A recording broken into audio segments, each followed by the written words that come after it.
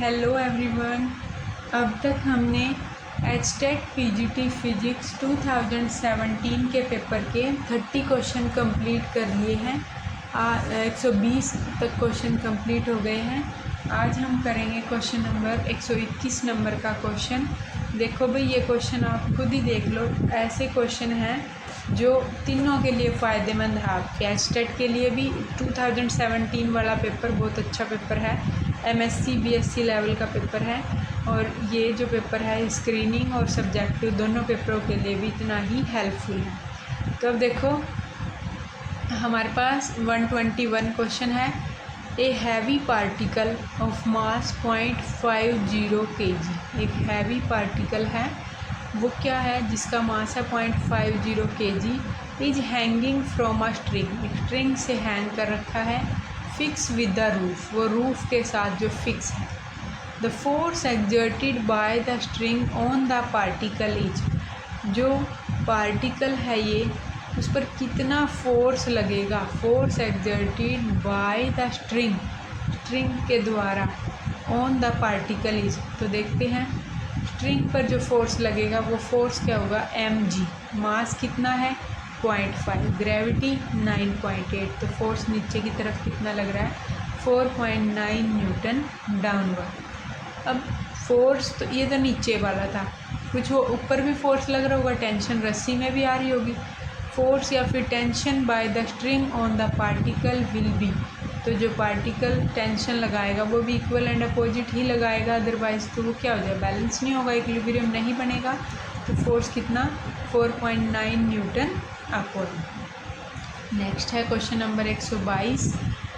ये देखो, कई बार हम वो चैप्टर छोड़ देते हैं ना, मॉड्यूलेशन वाला, कि भाई इसमें से क्या क्वेश्चन आएगा। उसमें से भी क्वेश्चन आया हुआ है। A TV tower has a height of 100 metre. TV का टावर है, हाइट दे रखी है 100 metre. How much population is cover by the TV broadcast. कितने एरिया को वो कवर कर जाएगा TV broadcast. If the average population density around the tower is. आपको ये दे रखी है पॉपुलेशन की डेंसिटी टावर के अराउंड 1000 किलोमीटर -2। और अर्थ की रेडियस आपको पता भी है और वैसे भी गिवन है 6.4 × 10⁶ मीटर। अब देखो, range of TV tower of height h is given bye. Range जो है टीवी के टावर की, उसका क्या फॉर्मूला होता है, b = √2rh। r क्या है, रेडियस ऑफ अर्थ है, h क्या है, हमारी हाइट ऑफ टावर है। पुट कर दिया। एरिया कवर बाय टावर, कितना एरिया कवर कर लिया, πr²। r यहाँ पर क्या है, डिस्क वाला, πd²। तो πd² यानी कि ये 2rh। तो population covered area into population density. तो पॉपुलेशन डेंसिटी = 1000 किलोमीटर का स्क्वायर। तो 10⁻³ किलोमीटर का, मतलब -2 है ना, किलोमीटर भी लिख लेना भैया, किलोमीटर में दे रखा था ये, किलोमीटर स्क्वायर डिवाइड में है। तो पॉपुलेशन कवर्ड π/2rh इंटू में ऊपर जाएगा तो ये किलोमीटर -2। अगर मीटर में कन्वर्ट करोगे तो 10⁻³ तो सोल्व करके आ गया 37.6 × 10⁻⁶। या फिर इसको अप्रोक्सीमेटली, मतलब 40 के अप्रोक्सीमेट अगर मानोगे आप, तो पावर कट भी चाहिए, आप देख लेना यहाँ सोल्व करके। यहाँ तक ये था। अगला है क्वेश्चन नंबर 123 नंबर क्वेश्चन है, जो कि क्या है, एक पावर सोर्स है, has DC output voltage 400 volt which decreases to 300 volt when load is connected to it. जब हम लोड कनेक्ट कर देते हैं तो वो डिक्रीज़ कर जाती है। पहले कितनी थी आउटपुट वोल्टेज, 400 थी, फिर वो बन गई 300 जब लोड कनेक्ट कर दिया। Voltage regulation of power sources, ये भी हमारा एमएससी इलेक्ट्रॉनिक्स में था। वैसे सिंपल है, वैसे तो सबको पता ही है, लेकिन फिर भी ये टॉपिक वहाँ से ही है। वोल्टेज रेगुलेशन का जो क्या फॉर्मूला रखता है, V no load minus voltage of full load divided by voltage of full load. तो वोल्टेज जब लोड नहीं था 400, जब वोल्टेज पर लोड लग रहा था वो 300 डिवाइडेड बाय 300। तो क्या आ जाएगा, voltage regulation 1/3।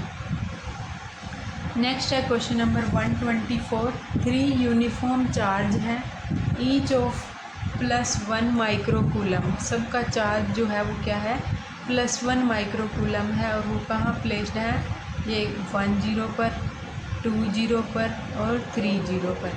And 3 same uniform charge जिनका सबका चार्ज है -1 microcoulomb are placed at -1 0, -2 0, -3 0। The dipole movement of such type of charge distribution will be.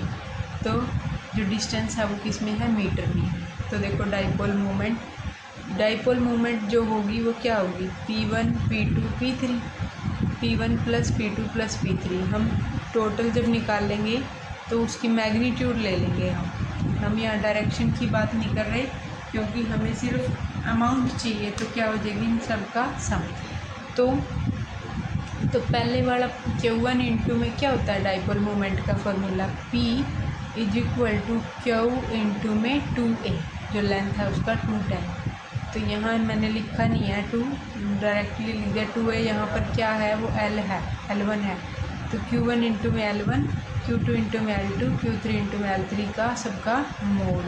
तो चार्ज तो सेम ही है, मोड लगा लिया। जब एक -1 हो चाहे +1 हो तो 1 है, तो 1 1 1 तो चार्ज है। Q इंटू में 2a।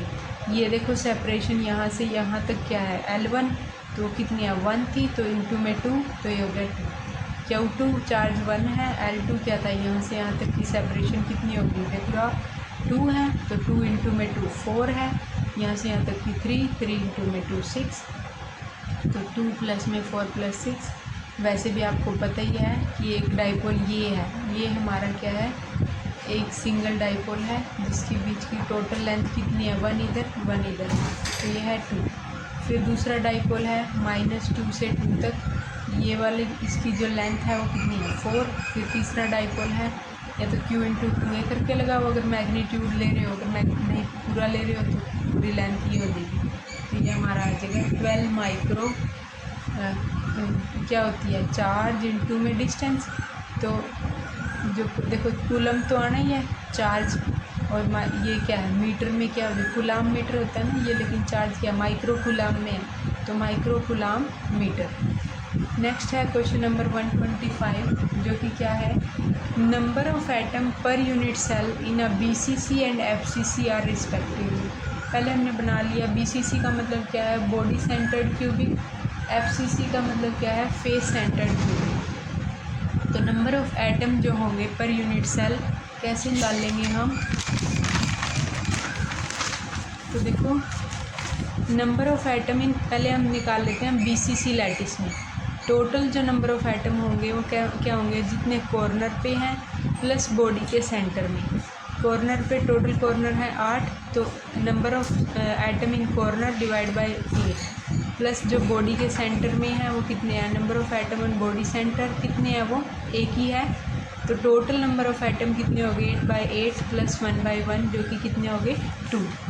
अब हम देख लेते हैं FCC लैटिस के अंदर number of atom in FCC lattice. Total number of atom है, number of atom at corner और नंबर ऑफ एटम जो फेस के सेंटर पे हैं डिवाइड बाय 2। तो 8/8 + 6/2 ये हो गया 4।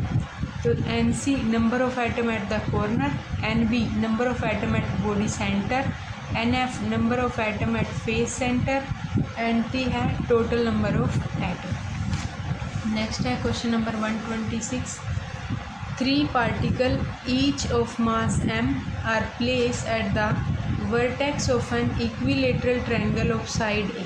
3 पार्टिकल हैं, हर एक का मास क्या है, m है, प्लेस है वो at the vertex of an equilateral triangle of side A। The position vector of the centre of mass A। हमें निकालने हैं पोजीशन वेक्टर किसके, सेंटर ऑफ मास के। तो देखो हमारे पास इक्विलेटरल ट्रायंगल है, एक A पॉइंट, B पॉइंट, एक C पॉइंट, ABC है। हमने A पॉइंट को ओरिजिन मान लिया है कि लेट पॉइंट A क्या है, ओरिजिन है। देन कोऑर्डिनेट ऑफ A, जो A के कोऑर्डिनेट होंगे वो क्या होंगे यार, 0 0। कोऑर्डिनेट ऑफ B, देखो यहाँ से यहाँ तक A डिस्टेंस दे रखी है, A और Y कंपोनेंट 0, तो कोऑर्डिनेट ऑफ बी क्या है, ए 0। कोऑर्डिनेट ऑफ सी, यहाँ से देखो सी के एक्स से कितनी डिस्टेंस पर है ये टोटल तो ए थी बिल्कुल सेंटर a/2, और वाई से देखो ये वाली कैसे निकलेगी, तो दिस का स्क्वायर, ये वाली दिस का स्क्वायर प्लस मतलब पाइथागोरस थ्योरम यहाँ से सोल्व करके आएगा, जो कि क्या आ गया √3a/2।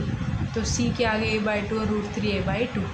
मास तो हर एक पे क्या है, सेम है, वो क्या गिवन है, m दे रखा है। अब हमें निकालने हैं coordinate of centre of mass, जो कि क्या होते हैं, x अगर निकालना है तो क्या होगा, m1x1 plus m2x2 plus m3x3 divided by m1 plus m2 plus m3। Coordinate put कर दो, x1 0, x2 a, x3 a/2, तो टोटल ये m सेम थे 3 है, सोल्व करके आ गया a/2। इसी तरीके से हम y कोऑर्डिनेट निकालते हैं, m1 y1 plus m2 y2 plus m3 y3, m1 plus m2 plus m3। जब सारे कोऑर्डिनेट्स की वैल्यू पुट करेंगे, y1 की, y2 की और y3 की, तो ये हमारे पास आ जाएगा √3/2 ma इंटू 3m, तो a/2 √3। तो पोजीशन वेक्टर हमारे आ गए xy a/2 और a/2 √3। नेक्स्ट है क्वेश्चन नंबर 127, जो कि क्या है, a particle is projected with A velocity u, सही से लिख लो इसको, u है, स्मॉल u है, पार्टिकल को प्रोजेक्ट करवाया है वेलोसिटी u के साथ, so that its horizontal range is thrice the greatest height attained। इस तरीके से है कि उसकी जो हॉरिजॉन्टल रेंज है वो 3 टाइम है ग्रेटेस्ट हाइट का। It's horizontal range will be, तो r इज इक्वल टू क्या होती है रेंज का formula, u² sin 2θ/g। sin 2θ को ऐसे भी लिख सकते हैं 2 sin θ cos θ/g। तो मैक्सिमम हाइट का क्या फॉर्मूला होता है, u² sin² θ/2g। गिवन क्या है, r जो है वो 3 टाइम है हाइट का, तो ये देखो रेंज को लिख लो 2u² sin θ cos θ/g, इधर लिख लो 3 time of height u² sin² θ/2g। Solve किया, इधर से साइन कट गया, यहाँ sin θ/cos θ इधर लेके चले गए, और जब मतलब सोल्व किया u² से u² कैंसिल हो गया, तो sin θ/cos θ की वैल्यू आ गई 4/3, या फिर tan θ की वैल्यू आ गई 4/3। तो अगर tan θ निकल गया तो इसको इस तरीके से भी सॉल्व कर लेंगे हम। tan θ है ये परपेंडिकुलर बेस और हाइपोटेन्यूज ये थीटा है, परपेंडिकुलर बाय बेस यानी कि tan θ यानी 4/3, तो इसकी वैल्यू क्या आएगी, perpendicular square base square, height यानी कि कितनी निकल के आगे हाइपोटेन्यूज 5, तो sin θ यानी 4/5 है, cos θ यानी 3/5 है, तो पुट कर दो रेंज में 2u²/g sin θ into cos θ, 2u²/g 4/5 3/5 24/25 u²/g। तो देखो भाई इतने ही क्वेश्चन HPSC पूछ रही है जो कि 10 मार्क्स में, और इतना ही क्वेश्चन HTET पूछ रहा है जो कि 1 मार्क्स में। अब है क्वेश्चन नंबर 128। क्वेश्चन देखो, ये blue lamp emit light of mean wavelength 450 nanometre. एक ब्लू लैम्प है जो क्या करता है, एमिट करता है लाइट को मीन वेवलेंथ 450 नैनोमीटर की। The lamp is rated at 50 watt 150 watt. Lamp जो है उसका रेट क्या है, पावर यानी कितनी है 150 वाट है, वेवलेंथ 450 नैनोमीटर है, पावर है 150 watt, and 8% of the energy appear as emitted light. और उसकी 8% एनर्जी कैसी अपीयर हुई है, एमिटेड लाइट की तरह। How many photon will be emitted by the lamp पर सेकेंड। एक सेकेंड में लैम्प जो है कितने फोटोन एमिट कर सकता है। तो देखो, wavelength of light lambda is equal to 450 nanometre. जो वेवलेंथ होती है लाइट की 450 है, पावर है 150 वाट, आउटपुट पावर एमिटेड इन्होंने बताया है कि वो क्या है 8% of the energy appear as emitted light. तो जो टोटल थी ना पावर, उसका 8% हमें एमिटेड लाइट अपीयर हुई है। तो 150 का 8% यानी कि 12 वोट जो है वो आउटपुट में एमिट हो गई है। तो how many photon will be emit by the lamp. तो पावर क्या होती है NH², एनर्जी क्या होती है H²। तो NH², तो N क्या है नंबर ऑफ मतलब फोटोन एमिटेड पर सेकेंड। देखो पावर क्या होती है, पावर होती है वर्क बाय टाइम, यानी कि पावर एनर्जी बाय टाइम। तो पावर यानी कि एनर्जी क्या होती है H² बाय में टाइम। तो 1/T जो होगा ना उसको हमने N लिख लिया है। N क्या है फ्रिक्वेंसी, यानी कि N क्या है नंबर ऑफ फोटोन एमिटेड पर सेकेंड, वही चीज़ है ये। तो N जो हो गया P/h²। तो न्यू की वैल्यू क्या होती है C/λ। आगे होगा ना समझ आपको, इतना तो समझ आ ही गया होगा आपको। न्यू क्या है C/λ, तो N क्या है P/h, न्यू की वैल्यू C/λ। तो 12 इंटू में 450 इंटू 10⁻⁹ डिवाइडेड बाई 6.6 10⁻34। C की वैल्यू 3 इंटू 10⁸ सोल्व करके हमारे पास N आ गया 27.15 इंटू 10⁻18। अगला क्वेश्चन है, एक रिएक्शन दी हुई है 129 क्वेश्चन। पाई नेगेटिव प्लस में P is equal to given K0 plus X. Product जो बना वो K0 प्लस एक्स बना। एक्स पूछा है क्या है, the probable name of unknown particle x is. इस क्वेश्चन को ना सोल्व करने के दो तरीके हैं। एक तो क्वार्क के मेथड से सोल्व कर सकते हैं हम इसको, और एक दूसरा तरीका क्या है, पहले हम इसमें चेक कर लेते हैं कि कंजर्वेशन प्रॉपर्टी से। मेरे अकॉर्डिंग वो इजी रहेगा। थोड़ा सा मैं आपको, अगर आपको क्वार्क आते हैं थोड़ा सा क्वार्क का आइडिया दे दूँगी, अदरवाइज आप इसको उस तरीके से ही करो। देखो क्या है, पाई नेगेटिव प्लस में प्रोटॉन गिवन K0 प्लस, जो इसको हमें बताना है कि ये क्या होगा। सबसे पहले हम इस पर लगाते हैं conservation of electric charge. Electric charge का कंजर्वेशन Q का कंजर्वेशन। तो पहले हम इन दोनों का चार्ज देख लेते हैं। Charge of pi negative plus में charge of proton. Pi negative पर तो गिवन ही है नेगेटिव चार्ज -1, प्रोटॉन पर कितना है पॉजिटिव होता है, तो दोनों का चार्ज 0, यानी कि इस साइड तो चार्ज 0 है, इस साइड भी दोनों का चार्ज सम करके 0 ही आना चाहिए। तो अब देखो फाइनल चार्ज जो है K0 यानी कि 0 प्लस QX हमें निकालना है। तो 0 प्लस में दिस, दोनों साइड बैलेंस करने के लिए इसको भी 0 होना पड़ेगा। तो जो x जो चीज़ है वो क्या है 0 है, यानी कि particle x is electrically neutral. इतना तो पता चल गया कि वो न्यूट्रल है। दूसरी बात, conservation of baryon number check करते हैं। बैरियन में इनिशियली हमारे पास पाई और p है, पाई नेगेटिव बैरियन नहीं है, तो इसका मतलब वो क्या है 0। प्रोटॉन एक बैरियन है तो उसके लिए 1, तो यानी कि 1 आ गया। अब है फाइनल जो K0 और X थे। जो कायोन है ये भी बैरियन नहीं है, तो इसका मतलब 0। इसका मतलब बैलेंस बनाने के लिए जो ये बचा है वो हमारे पास बैरियन है, तो उसके लिए 1 आएगा, यानी कि पार्टिकल जो एग्जिस्ट करेगा यहाँ पर X वो बैरियन तो होगा ही। फिर है स्ट्रेंजनेस चेक करेंगे। पाई नेगेटिव और प्रोटॉन दोनों कोई भी स्ट्रेंज पार्टिकल नहीं है, तो स्ट्रेंजनेस इधर 0 है। यहाँ से चेक करते हैं कायोन की और एक्स की। जो कायोन है वो एक क्या है स्ट्रेंज पार्टिकल है जिसकी स्ट्रेंजनेस है 1, तो इसका मतलब बैलेंस बनाना है तो ये भी एक स्ट्रेंज पार्टिकल होगा, और जिसकी स्ट्रेंजनेस होगी वो -1 होगी, तो तभी तो बैलेंस होगा, तो ये होगा -1। तो पार्टिकल एक्स मस्ट भी न्यूट्रल भी होना चाहिए, बैरियन भी होना चाहिए, और स्ट्रेंजनेस उसकी क्या होनी चाहिए -1। बीटा बैरियन 1, चार्ज 0 और स्ट्रेंजनेस -1। तो ऐसा कौन हो सकता है, द मोस्ट प्रोबेबल जो हो सकते हैं स्टेबल पार्टिकल जो इस फिट करेंगे इस लैम्डा इज, वो या तो लैम्डा बैरियन होगा या फिर वो सिग्मा बैरियन होगा। दोनों इक्वल ही होते हैं ये, लैम्डा बैरियन और सिग्मा बैरियन।